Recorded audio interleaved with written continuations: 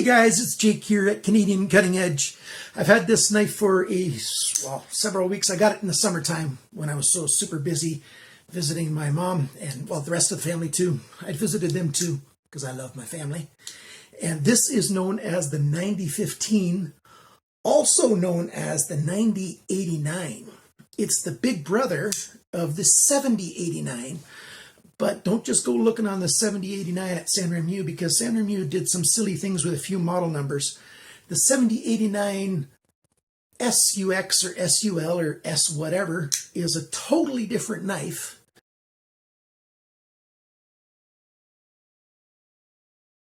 $7089 LU something is the small brother of this knife. And this knife also comes in a black wash as well if you want. And Sanrenmu very recently started a second line of knives. I think they wanted to get the attention of the Western audience more. So they've got a set of knives. It's the exact same knives, and some other ones. And instead of having Chinese characters here, it says SRM, Sanrenmu, because they want to catch people that are English speaking.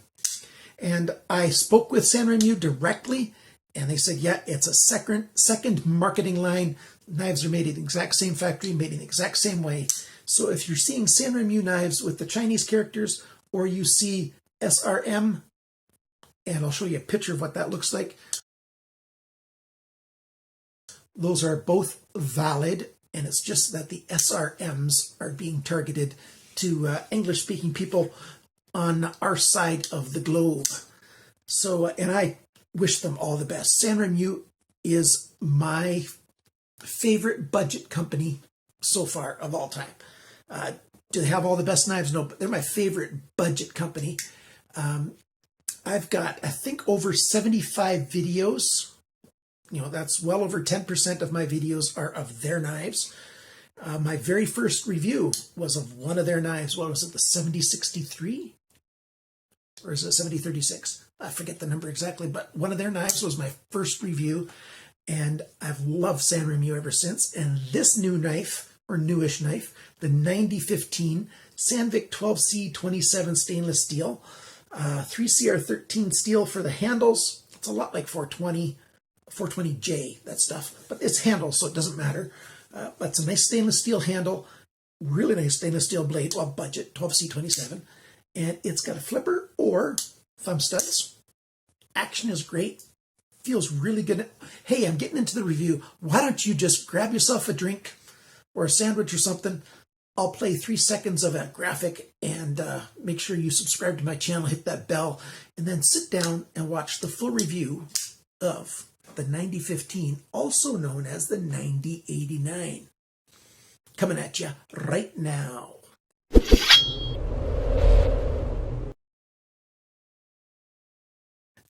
Great little knife. Well, full-size folder, actually.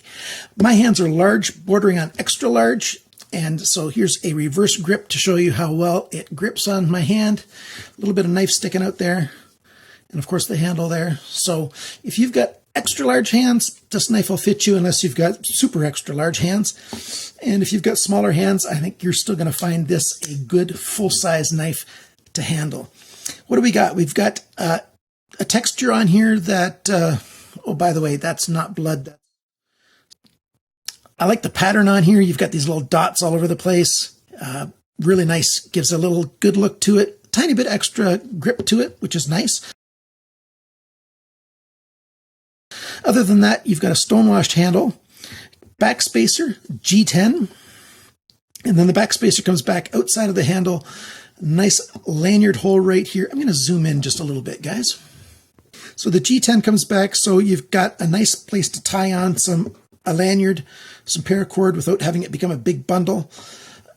Ultra deep carry pocket clip. Pucky clip? What's a pucky clip? You got a pucky clip? No, I ain't got no pucky clip. I got a pocket clip.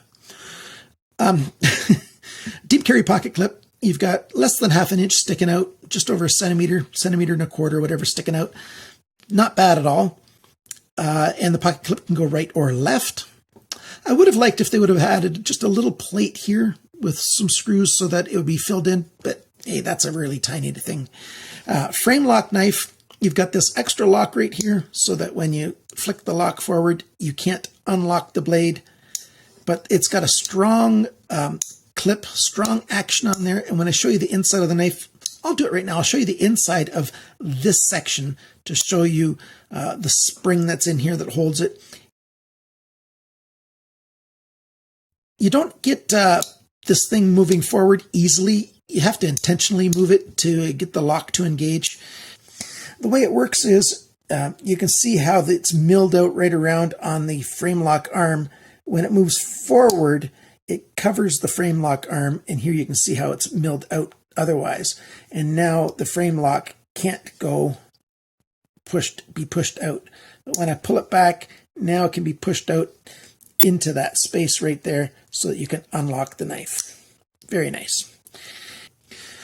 Why don't I show you the insides of the knife right now so you can see the skeletonizing.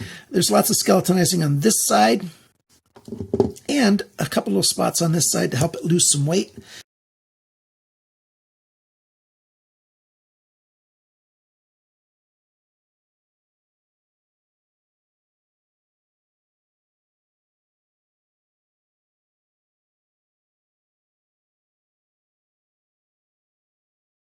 Sandvik 12C27 steel right here. Nice blue anodized thumb studs. The thumb studs aren't very big, but the access to them is nice and generous, so it's easy to use the thumb studs to deploy the blade. No problem at all. Whoops, I wasn't holding it quite right. Right or left, you've got good access to the lock to release it and to activate the thumb studs. The flipper tab works on the light switch method. It doesn't work very well on the straight push down method simply because of the way that is made, but very good action. That's because we've got ball bearings in there that you saw when I showed you the inside of the knife. Nice steel ball bearings. Nice steel detent ball, and the detent holds very well. You see it get sucked in right there. And it's not coming open easily unless you want it to. That's a good thing. Every edge here is chamfered all the way around. Just a beautiful knife. And even the G10 back here has got a slight little chamfered edge so that it's not sharp on your hands. The only sharp edge on this knife is where it belongs. And it's a nice sharp edge. You can see a little bit of my marker residue there from when I measured the angle. Nice sharpness choil here. We've got a nice swedge all the way down. Drop point blade. Saber grind, which is a flat grind, fairly high flat grind. And let's give you the measurements of this knife now. The cutting edge and the blade length are the same, 8.4 centimeters, 3.31 inches. The blade thickness is 3 millimeters, which is 0.118 inches. The blade depth is 2.7 centimeters, that's 1.06 inches. The knife depth when it's closed like this is 3.5 centimeters, 1.38 inches. The thickness of the edge on the blade right behind the grind is 0.57 millimeters. That's 0.224 inches. So just slightly thicker right there than I recommend. I'd like the steel to be about 0.5 millimeter thick right there. It's just a tiny bit over that. So that's being nitpicky. Very nice that way. Oh, by the way, it's a very, very slight recurve. I don't even want to call it a recurve. You know, if I use a straight edge like this piece of paper, and if I did a super close up, you could see how it's in just a tiny bit there and then comes back out.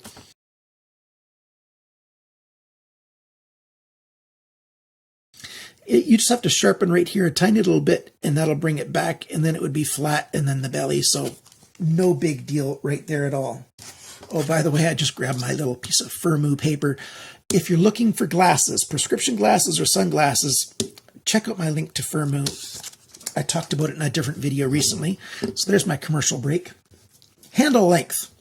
Handle length is 11.9 centimeters, 4.69 inches. And the grip area in here is 9.2 centimeters, 3.62 inches. The handle thickness, not counting the pocket clip, is 1 centimeter. That's 0.39 of an inch.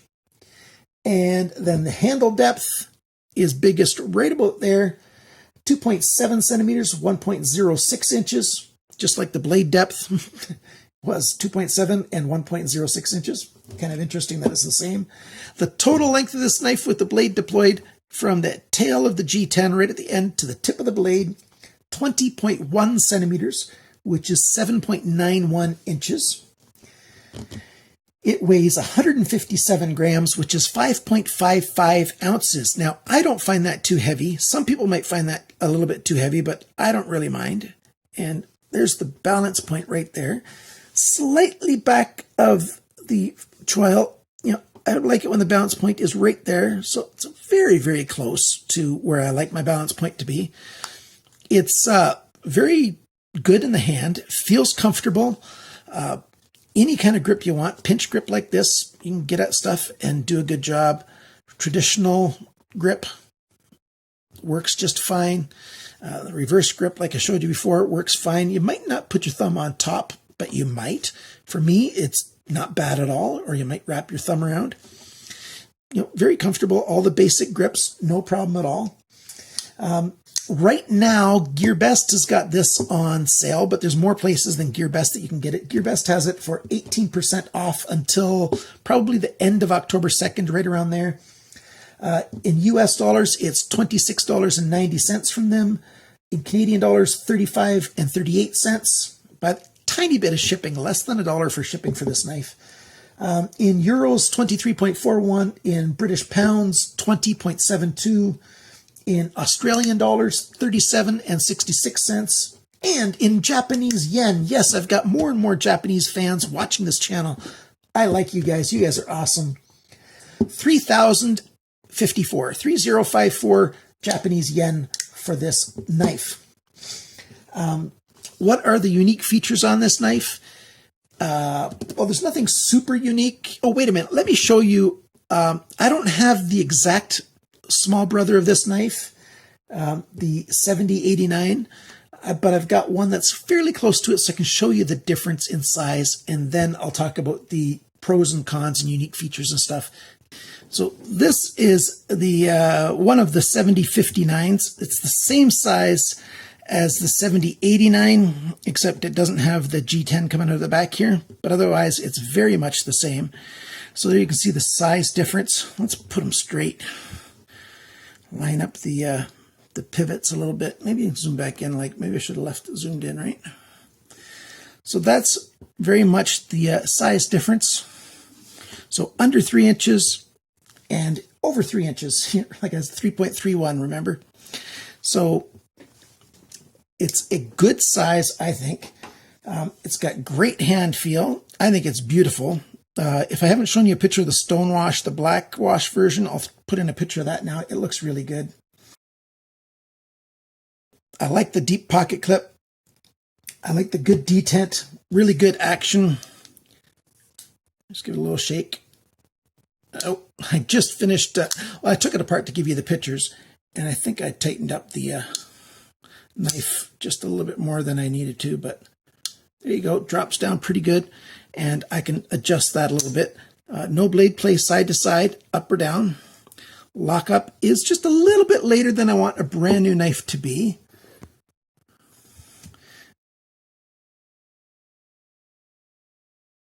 But you can see that the lockup isn't terrible. Not bad. You can open it either with these thumb studs or with the flipper. I like those options. That's really good.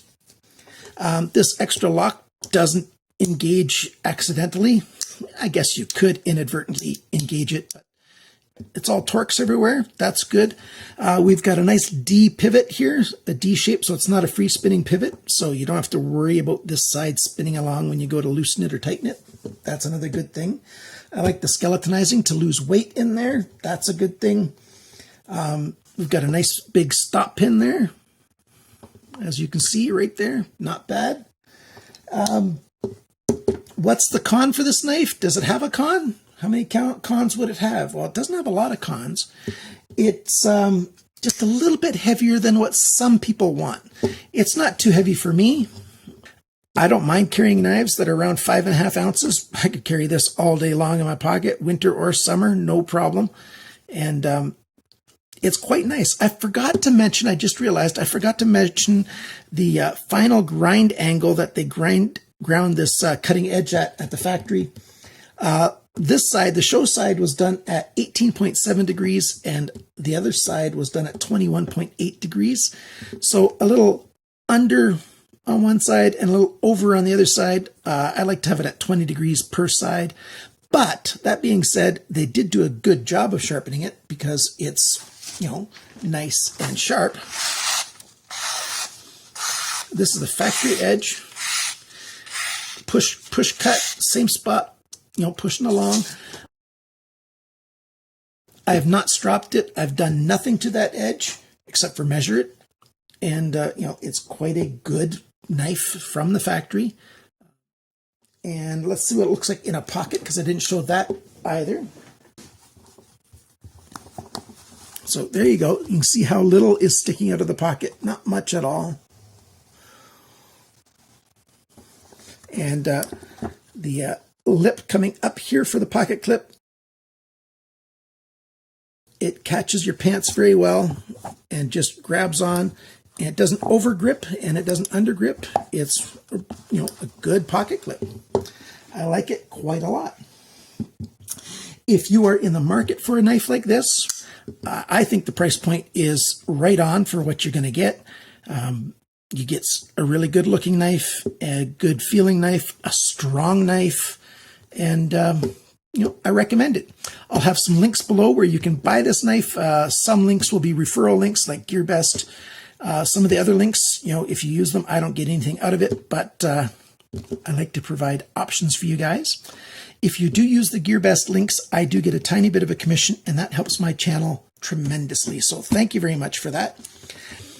I do really want to get another video out on some kitchen knives, some nice fixed blades that I've got coming your way. So that's probably the next video after this one. But who knows? We'll see. Thanks for watching. Thanks, Patreon supporters. You guys are awesome. Thanks for those people who bought knives on my knife sale. I've still left the video up, so if you want to buy a knife of mine, go ahead and give me an offer. If you want to buy this knife, you know, contact me at CanadianCuttingEdge@gmail.com, and maybe we can make an arrangement. Because money does make the world go round, and I live on a disability pension, so I need some more money to make the world go round. I purchased this knife from my own shekels, and so this review has come to you from Canadian Cutting Edge. Remember, friends, always cut towards, ooh, that's a stab, isn't it? Cut towards your chum and not your thumb. Bye now.